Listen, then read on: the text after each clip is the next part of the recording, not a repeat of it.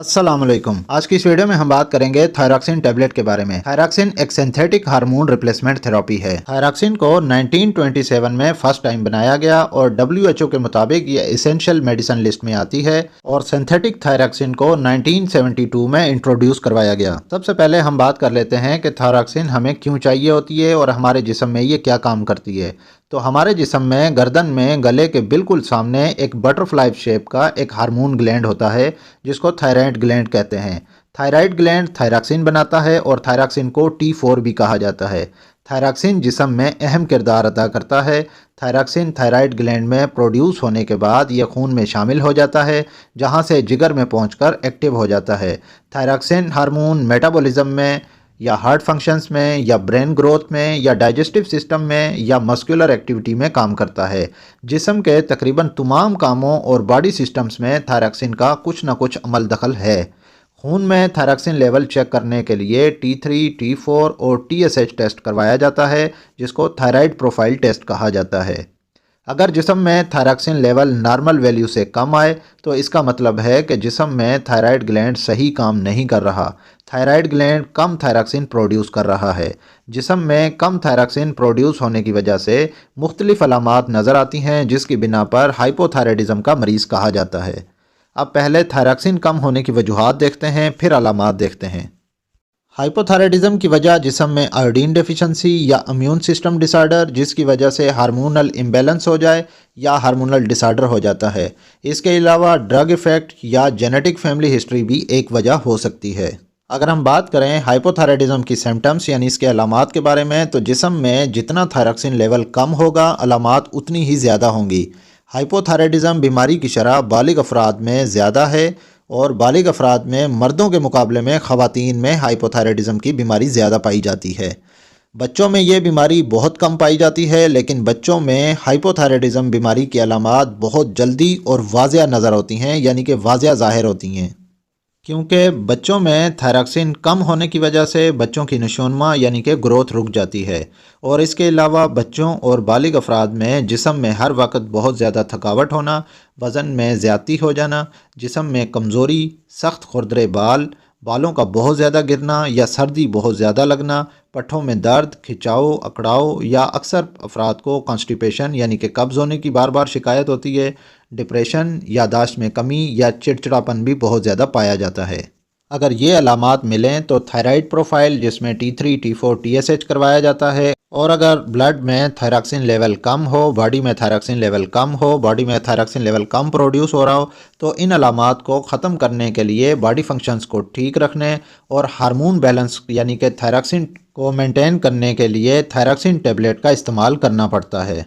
और ये बात भी जहन नशीन कर लें कि थायरॉक्सिन टैबलेट का इस्तेमाल सारी ज़िंदगी करना पड़ता है। अब हम बात करते हैं थायरॉक्सिन टैबलेट के डोजेज के बारे में कि थायरॉक्सिन टैबलेट का डोज बच्चों या बड़ों में किस तरह एडजस्ट किया जाता है।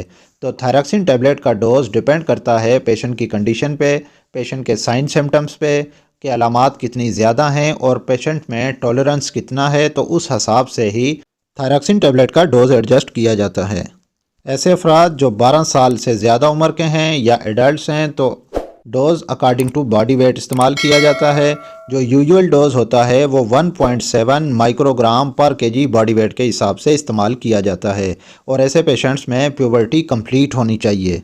और 12 साल से ज़ायद उम्र के अफराद जिनमें प्यूबर्टी इनकम्प्लीट हो तो ऐसे पेशेंट्स में 2 to 3 माइक्रोग्राम पर KG body weight per day के हिसाब से थायरॉक्सिन टैबलेट इस्तेमाल की जाती है।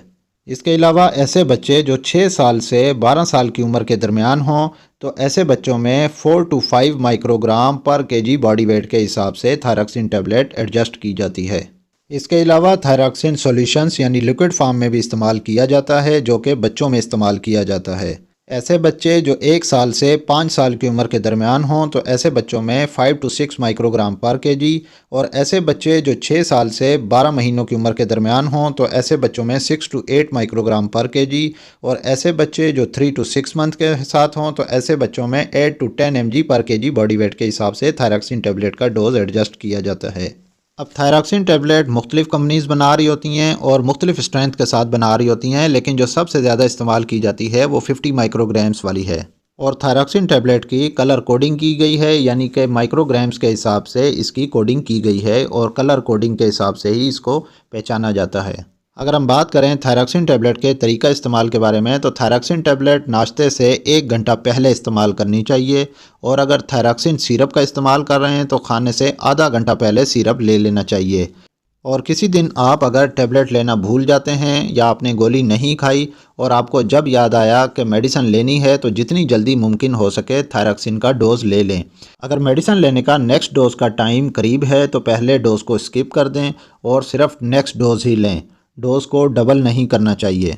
और याद रखें कि थायरॉक्सिन टैबलेट का डोज़ आपकी सेहत, आपकी अलामात और बर्दाश्त के हिसाब से ही इसका डोज़ एडजस्ट किया जाता है। अगर हम बात करें थायरॉक्सिन टैबलेट को प्रेगनेंसी में इस्तेमाल करना चाहिए या नहीं, तो थायरॉक्सिन टैबलेट को प्रेगनेंसी में इस्तेमाल किया जा सकता है। इसके कोई टेराटोजेनिक इफ़ेक्ट्स या साइड इफ़ेक्ट्स नहीं हैं। प्रेगनेंसी में थायरॉक्सिन सेफ़ है, इसको इस्तेमाल किया जा सकता है। अब हम बात करते हैं थायरॉक्सिन टैबलेट के साइड इफ़ेक्ट्स के बारे में। तो थायरॉक्सिन टैबलेट के इस्तेमाल से जिस्म में गर्मी महसूस होना हो सकता है, पसीने का ज़्यादा आना या जिस्म में थकावट का होना, बालों का गिरना या दिल की धड़कन तेज़ होने की शिकायत हो सकती है। और जो लोग थायरॉक्सिन टैबलेट का इस्तेमाल करते हैं वो कोशिश करें कि कम से कम 1 गिलास पानी यानी 250 मिलीलीटर पानी के साथ टैबलेट का इस्तेमाल करना चाहिए। जिस्म में अगर पानी की कमी हो यानी डिहाइड्रेशन हो तो भी साइड इफ़ेक्ट सामने नज़र आ सकते हैं, जिसमें जिस्म में गर्मी महसूस हो सकती है। अगर आप पानी का ज़्यादा इस्तेमाल करेंगे तो जिस्म में गर्मी महसूस नहीं होगी। इसके अलावा अगर पसीना ज़्यादा आता है तब भी डिहाइड्रेशन हो सकती है, तो पानी का ज़्यादा से ज़्यादा इस्तेमाल करें। ये वीडियो आपको कैसी लगी कमेंट करके लाजमी बताइएगा। इस वीडियो को लाइक कीजिएगा। अगर आप मेरे इस यूट्यूब चैनल मेडी हेल्थ एंटरप्राइजेस पे नए हैं तो मेरे इस चैनल को सब्सक्राइब कर लें और साथ ही बेल आइकन का बटन ऑन कर लें ताकि हर नए आने वाली वीडियो का नोटिफिकेशन आपको मिल सके। तो मिलते हैं नेक्स्ट वीडियो में, तब तक के लिए अल्लाह हाफिज़।